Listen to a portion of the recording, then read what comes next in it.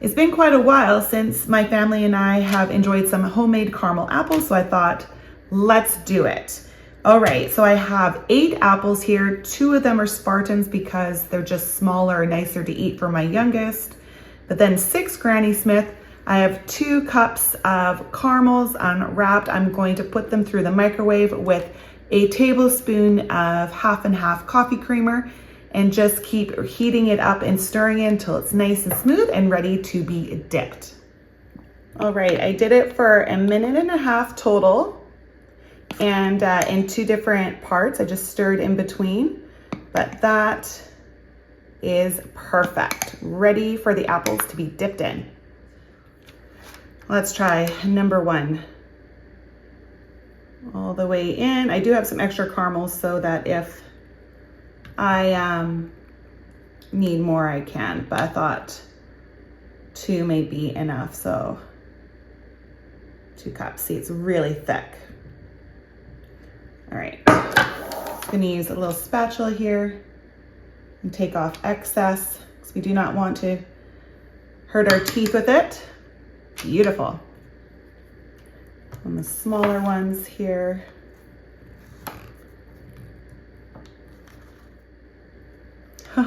Yummy. This measuring cup actually works really well. I've tried saucepans before and it's just a lot harder. Like, you need it to be, the caramel to be thick enough to do something when you dip your apple in. And so if you do have a measuring cup or a cup like this, that works really well. See, like, how easy is that to do? Spread it around a little bit more up top. Nice.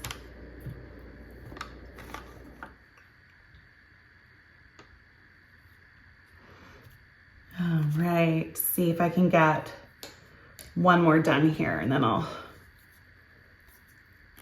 I will melt a couple more caramels. Ooh, it's so good. All right, I am going to melt the rest of my caramels. 1 sec. The hardest part about making caramel apples is peeling the caramels. That's by far the hardest part. The second hardest part is stirring the caramel. Everything else is easy. All right, this one's a little bit thinner than I would really like it, but oh well. At least I know I have enough to coat them. I just don't want all the caramel to run off after I place it down. So I'm going to just rotate my apple a little bit while the caramel starts to cool. So, because I think if I put it down right away, it's just going to run right off. Let's see what happens. I'm a little nervous, I'm not gonna lie. All right, second one in. Last but not least, oops. Exactly what I thought was gonna happen is happening. It's running off the apple. Okay, well, I am going to let this caramel sit for a little bit, and then I'm gonna try to re-dip it. Because I think maybe if it's a little bit cooler, it will stay on the apple more, or stay on the apple better. All right, well, these 2 apples are not gonna be the pretty apples. They'll have to have a lot of the extra chocolate on because the caramel is just too hot and running off. All right, but I am going to add, now that this has cooled a little bit more to this one because I didn't dip it in very far, and it will just run down a bit, so that's okay. It's cooling off now, which is nice, but when I dipped them, it was just too hot. Okay, so lesson learned. But you know, with caramel apples, it's not about perfection, it's about flavor. And sure, it's really nice to have a beautiful looking apple. I like a beautiful looking caramel apple, but at the end of the day, it's flavor. And you really can't go wrong with caramel and apple. So we will make do. Okay, so if you are just wanting caramel apples, here you go. You can just let these sit for a couple of hours and enjoy. But if you're wanting to make a little fancier gourmet caramel apples, then okay, yes, let this sit, and then we will continue on and dip them in some nice candied chocolate and whatever other toppings that you want. All right, it's been a couple of hours and my caramel apples have set.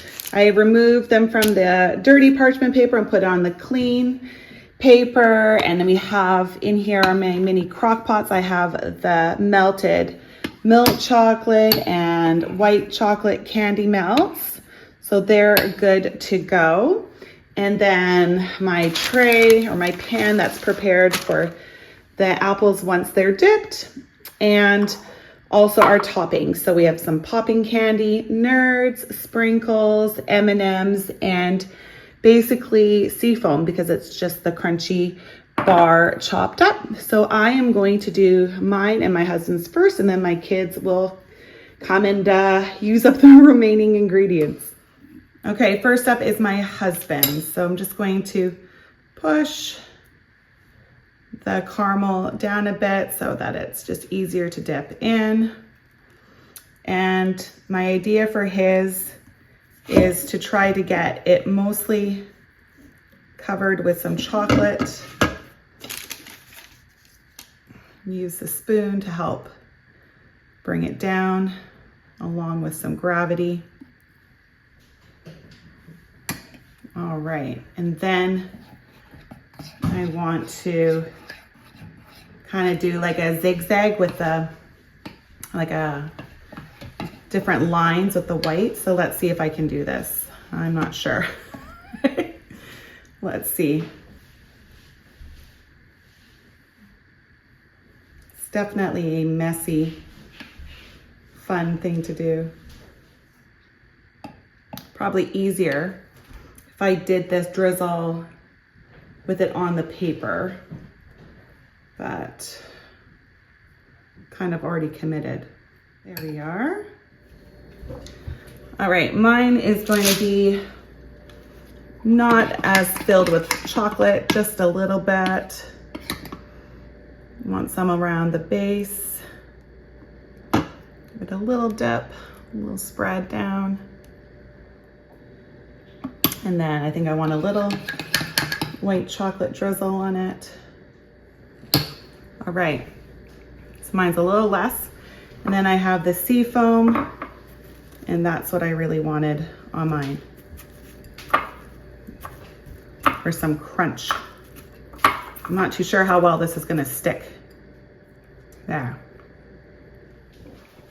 All right, Nevaeh's is up next. She has chosen Nerds. So we're going to go in and around. All right, and then we're going to dip in the Nerds. Oh, that's fun. Nice. That's going to be a pretty sweet treat. All right, Zayden has chosen M&Ms. I may have to do some more chocolate here. We're almost out, but we'll see what the other two want. All right, let's see.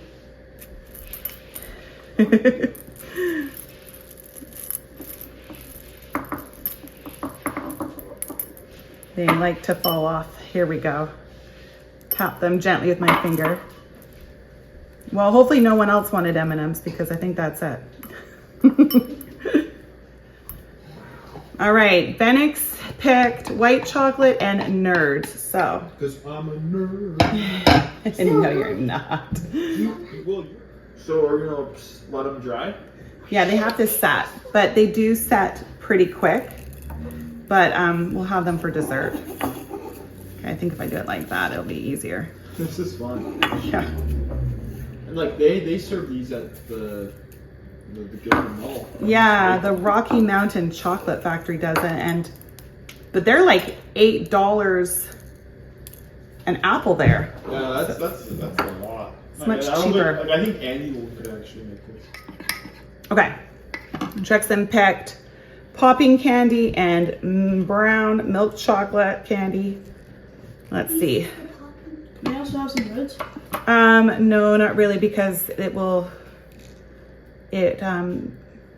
stick like so, like we can try afterwards, but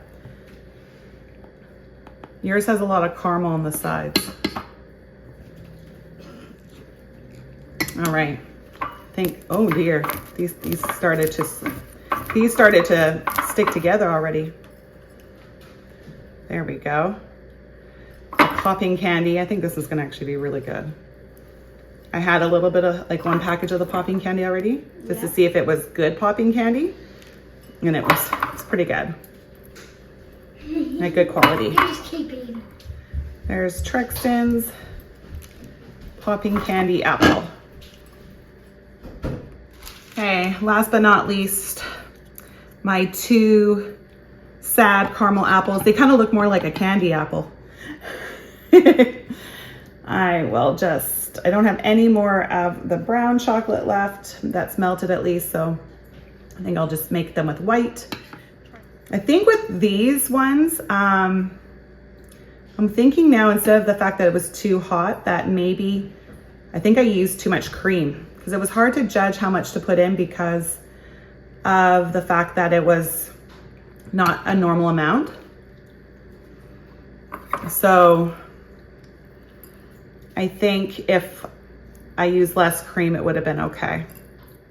Because really the caramel is just not setting. All right, there's one. Last but not least. So the candy chocolate actually does pretty good in these small crock pots. It's the first time that I've used it. I thought it would maybe okay, but you know, this candy chocolate is very finicky. So if it overheats, it firms up, right? And so I was concerned about it overheating, but it did pretty good. It would have just done better if I continually stirred it. But when you're trying to make the apples, that's not that easy. Okay, I'm gonna use crunchy because that's what I have left. And I think it would be good. There we are. It's definitely a messy, messy, messy, delicious, messy dessert and treat. Smells so good. Yeah, it does smell good, doesn't it? All right, so now our gourmet apples that were a bit messy to make, they are going to finish setting before we have them. I did have a little bit of leftover chocolate. I didn't want to waste it, so I just put it on parchment paper and added some nerds to it. It will harden as well and break up into a bark. But yeah, this one I think is my favorite so far, my husband's, but they do look nicer once they're finished than the process of making them, that's for sure. All right, they're set and ready to eat, though we are going to wait till after dinner for, we're gonna eat these for dessert. Some people like to eat them right off the stick. Others like to cut it up into pieces and eat. So yeah, not too bad. It wasn't the prettiest situation, but we got it done and they will hopefully taste delicious. One more thing before I end this video, if you do want to cut up your apple because you find it easier to eat that way versus just biting straight on, if you take a knife and you cut right, left, front, and back, it's actually pretty easy to do. And then you will get to be able to remove the core really easily, and you'll be left with wedges, which makes it a lot easier to eat. This is Nevaeh's that I cut up for her, so she's ready to go.